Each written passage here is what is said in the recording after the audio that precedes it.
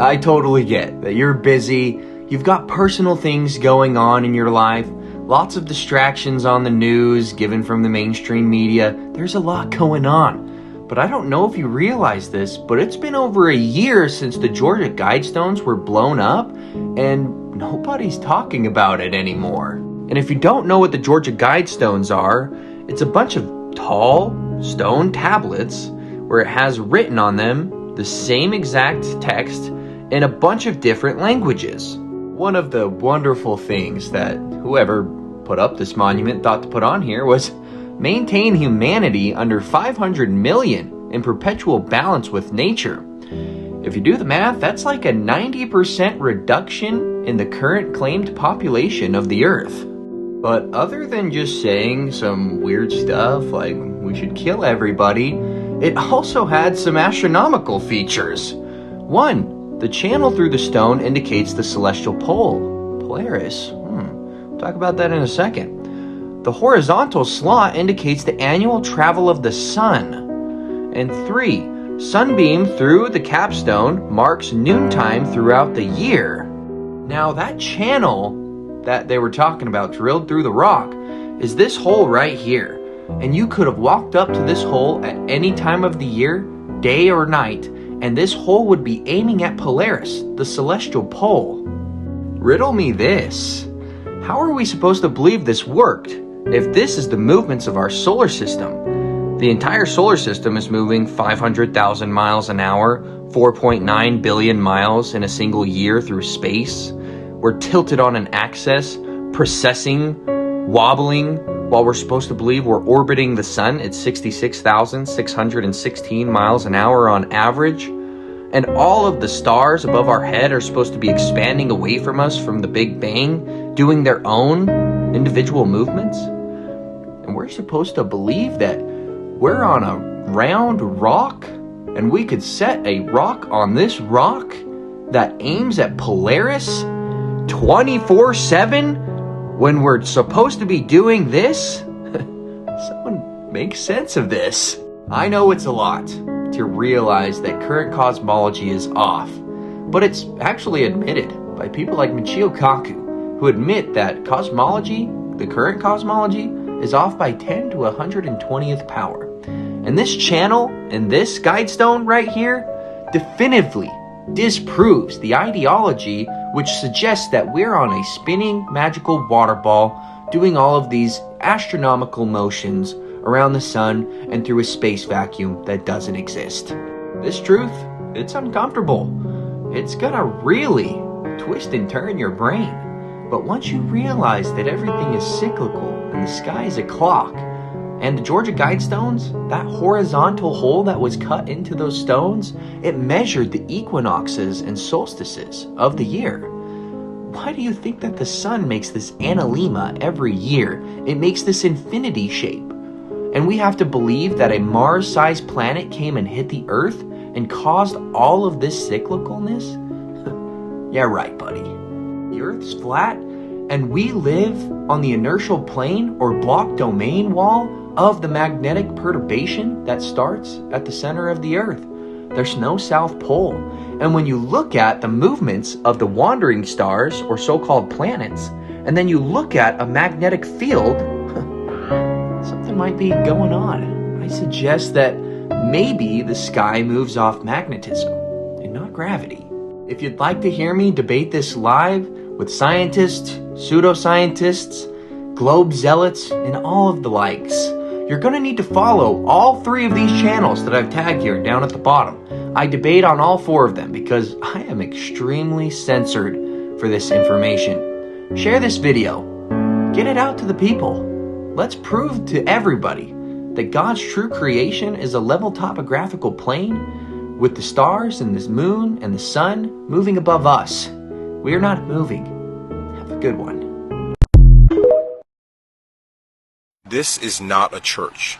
It was never a church. And if you give me 3 minutes, I'm going to absolutely turn your world upside down and blow your mind. You may have heard about a strange story going around that we were a part of an advanced civilization that fell apart due to some kind of invasion. and that incredible buildings like these, surrounded by all these smaller buildings, are actually part of two completely different worlds and times. If you're under the impression that structures like these can be built in our modern times, think again, because they can't, and they haven't been for hundreds of years.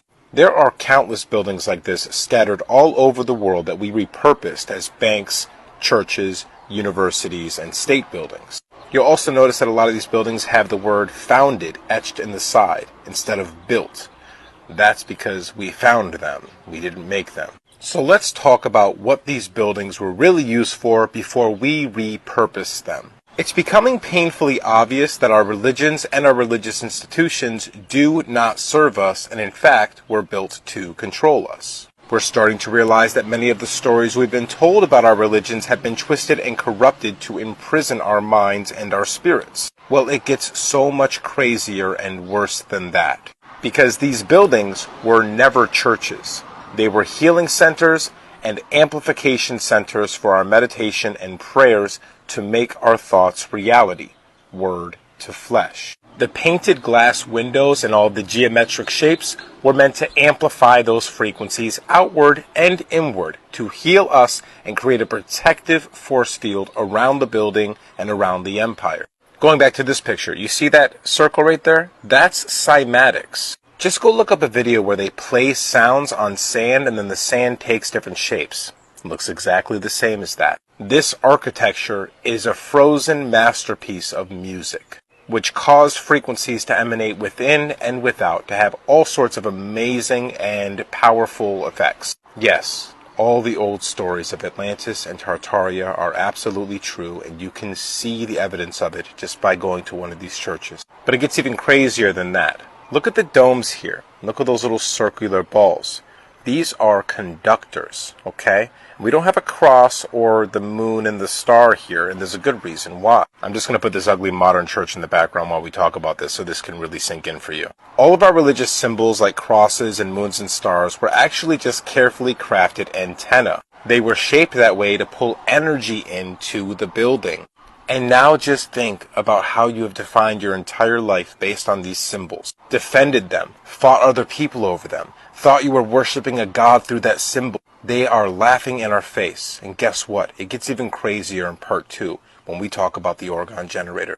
Welcome to part 2 of A Church is Not a Church, and it never was. Every single old world church that you've ever walked into was not a church. It was just repurposed to appear as a church. Like this incredible masterpiece, St. Peter's Basilica. Why don't we build buildings like this anymore? Really ask yourself this. Anyway, in part 1 we explained how all of these old world churches were actually healing centers and amplification centers for the free energy that we use to pull from the atmosphere and from the spiritual realm. We basically figured out zero-point energy, and this is why Atlantis and Tartaria were so powerful. In this video, we're going to be focusing on one small piece of this technology inside of these buildings, and that is the confessional box. The confessional box was not for you to confess your sins. The confessional box was meant to heal you. That's because it was an Orgone generator. If you don't know what Orgone is, make sure you look this up afterwards and look at Wilhelm Reich and all of his work with Orgone energy. Just to help you understand this, this is kind of your run-of-the-mill confessional box. And this is an Orgone generator. Notice the similarities? So this is a basic schematic of an Orgone generator box. Notice you have the steel and wool layers, right? The steel is a conductor.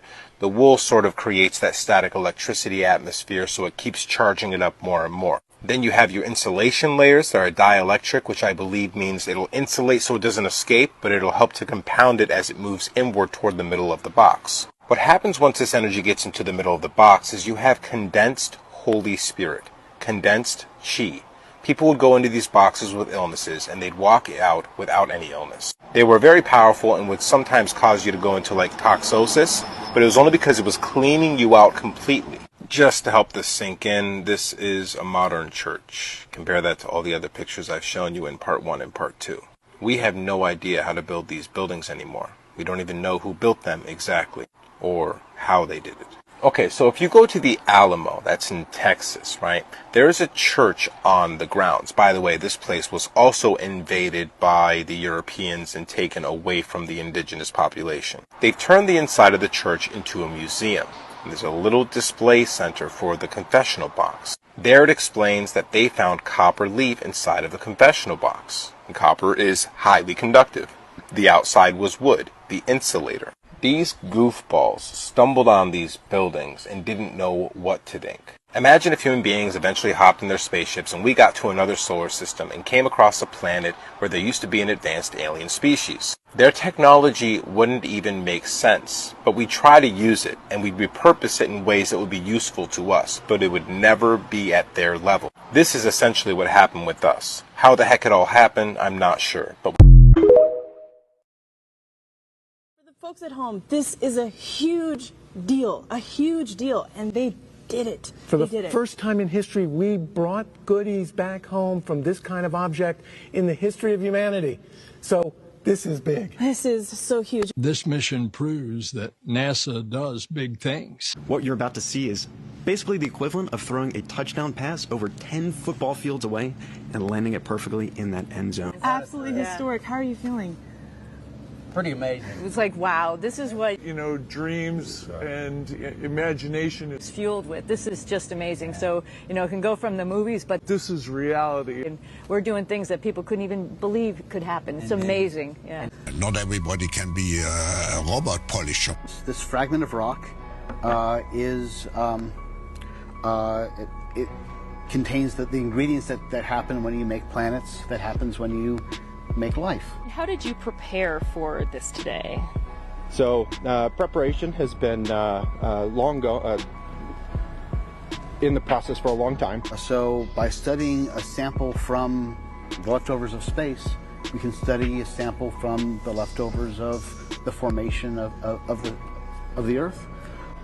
The team and the UTR have been working together, both Lockheed and NASA, and we've been doing rehearsals. Look at the chemistry in detail as you can only do on the ground, using instruments that are sometimes bigger than a launch pad, let alone the rock and the spacecraft. So that we are more familiar with their capsule, and they're more familiar with our terrain here as well. So we can interrogate the compounds, the minerals in fine detail to understand how they interact with each other and how they could have led to the history of the solar system. we've been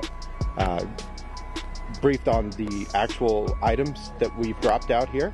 They've been through practices getting on and off the helicopters. Boy, Jim, how can you not get excited about that? Oh my gosh. Oh boy, that's going to be so cool. You must be so relieved. Fantastic, yes. Oh, it was thrilling. Absolutely thrilling. It's really hard not to get all emotional. Can you believe it? OMG. Touchdown for science. So special. Literally tingling all over with exhilaration. Unbelievable. Wow, that is truly unbelievable. Wow. Wow, indeed. Wow. Wow. It's a really exciting day. Amazing. Wow, I get chills every time I see that. Me too. Amazing. The excitement certainly is rising. Literally beyond words. It's sublime. Unbelievable. Can't wait. And it's the actual SRC that they use because it is covered in dirt, as you can see on here. This is dirt, scratch marks. All the scratch marks, yeah. It's a rough ride, It's the real deal. but we need it to come home. This is a real sort of homecoming. One boulder in particular that OSIRIS-REx had to navigate around was nicknamed Mount Doom and was the size of a 2-story building. Crazy deceleration of our spacecraft, starting at 27,000 miles per hour when it enters into Earth's atmosphere, and eventually slowing to a leisurely 11 miles per hour as it descends and lands on the Utah Test and Training Range. It's going to be coming in hot, over 5,000 degrees Fahrenheit, almost a couple seconds after it hits that atmosphere. That's about half as warm as the surface of the sun, to give you some context. And we actually have a visual now.